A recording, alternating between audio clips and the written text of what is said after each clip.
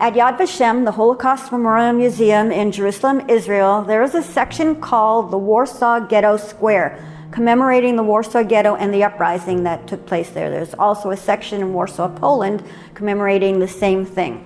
The Warsaw Ghetto was the largest of all the ghettos throughout Europe.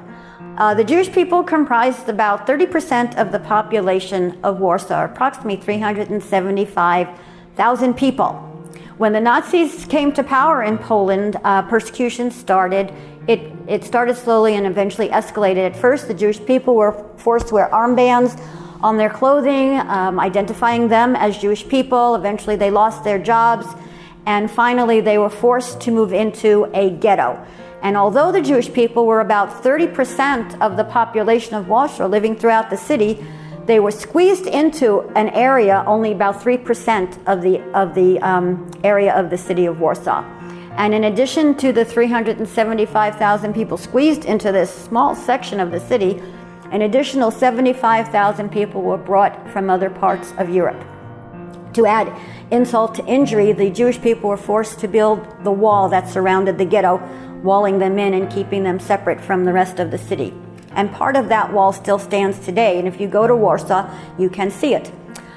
Food, water, sanitation were all very scarce in the ghetto. More than 80,000 people died before the Nazis even did any liquidations because of disease and starvation. But in spite of all these hardships, the Jewish people tried to maintain some semblance of normalcy, to have some kind of life there. They set up schools for the children, they held religious services, they even had libraries.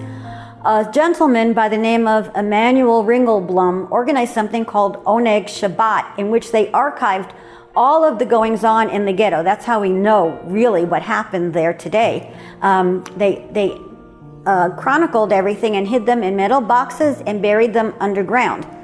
10 of those boxes were found in 1946, and in 1950 more were found as well. And today at the Jewish Historical Institute in Warsaw, there's over 35,000 pages chronicling what happened in the Warsaw Ghetto. Boxcars or cattle cars were the Nazi mode of transportation used to liquidate the ghetto. The liquidation began on July 23rd, which was Tish B'Av that particular year. And that's symbolic because Tish B'Av in the Jewish yearly cycle commemorates the destruction of Jerusalem. And over 300,000 Jews were transported from the ghetto to the death camps.